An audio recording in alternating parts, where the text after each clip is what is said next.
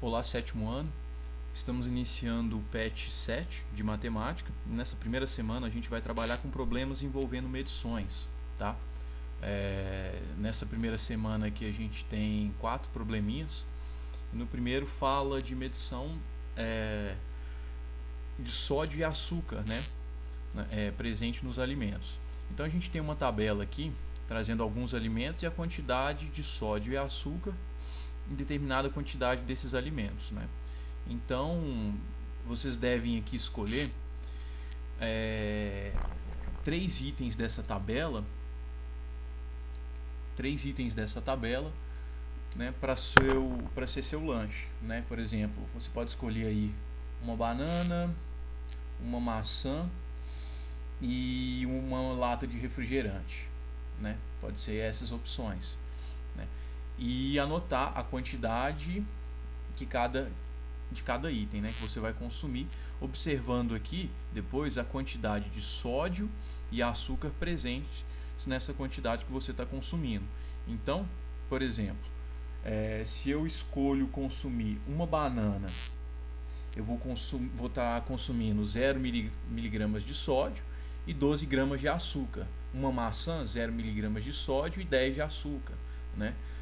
Uma lata de refrigerante, 12 miligramas de sódio e 37 gramas de açúcar, né? Então vocês vão anotar todos esses dados aqui. Bom, compara a quantidade de sódio e açúcar consumidos nessa refeição em relação ao recomendado pela OMS, Organização Mundial de Saúde, né? Quais são suas percepções?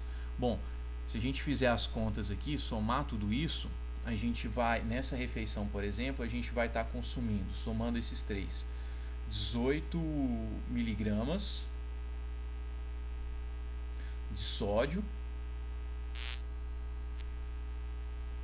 e, somando aqui, a gente tem 59 gramas de açúcar. O recomendado pela OMS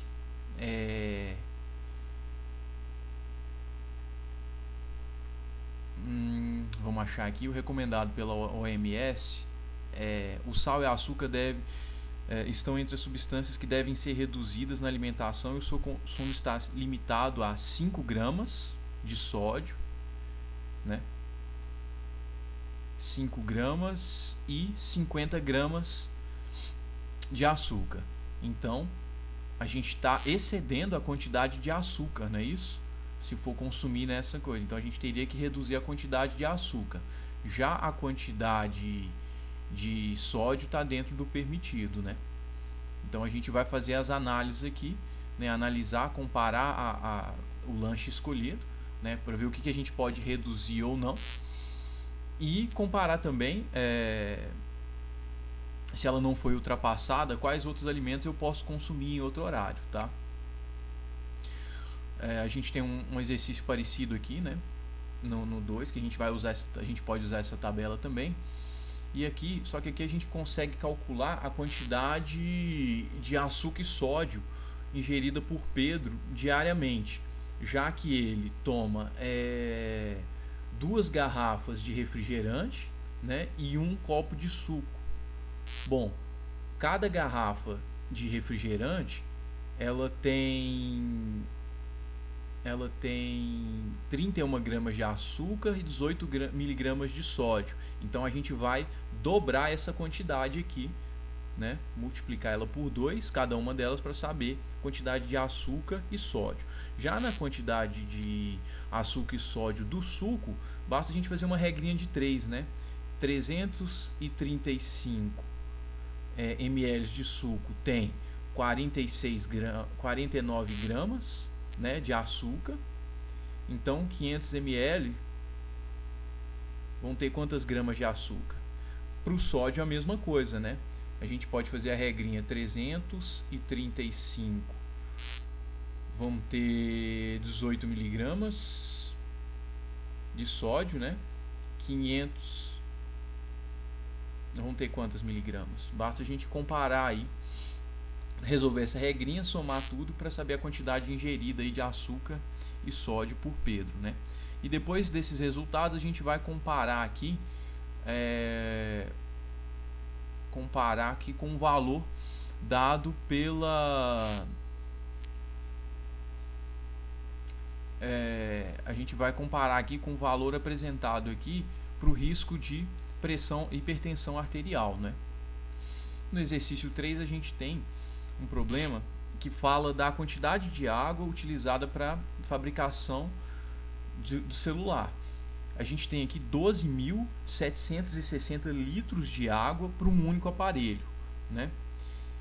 Então, considerando que Carlos trocou de celular 3 vezes nos últimos 3 anos, então a gente pega aqui 12.760 vezes 3, né? Nesses 3 aparelhos aí, a gente tem 12.760 vezes 3, 38.280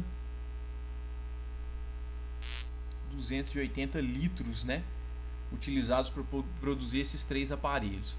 Então, se considerando aqui, né, que a quantidade de água é de 110 litros, né, para tomar banho, cozinhar, lavar roupa e etc., a quantidade aí de consumo médio, né, diário, consciente, e considerando que é uma família com 4 pessoas, a família do Carlos, então você tem aí 110 vezes 4, 440 litros, né, com consumo consciente. Então, dividindo aqui, olha, essa quantidade, esses 38.280, né, dividido por 440, a gente tem aí 87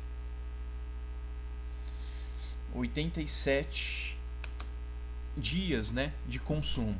Então, mais uma vez, né, reexplicando aqui, considerando 110 litros de consumo consciente por pessoa e que a família dele vai consumir então por dia aí 440 litros, com esses 38.280 litros, ele conseguiria ter água aí para 87 dias de forma, né, consciente. São quase 3 meses aí de consumo consciente.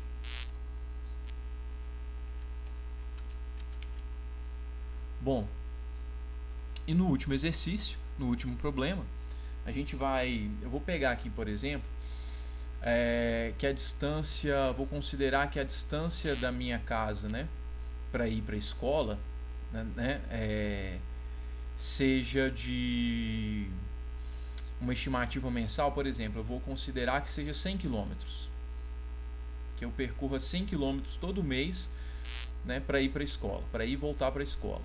100 km, vamos pegar aqui, eu vou de carro aqui, são 174 quilos de CO2, né, produzidos, emitidos por quilômetro. Então, multiplicando isso aqui por 1,74, a gente tem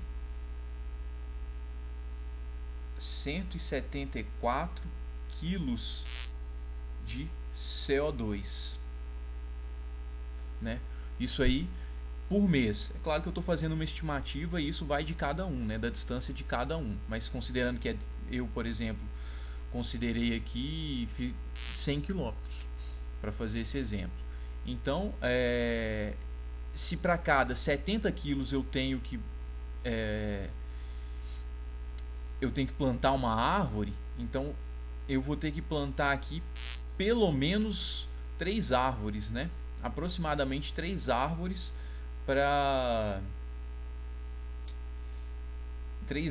aqui de Mata Atlântica para compensar esses 174 quilos de CO2 produzidos, né?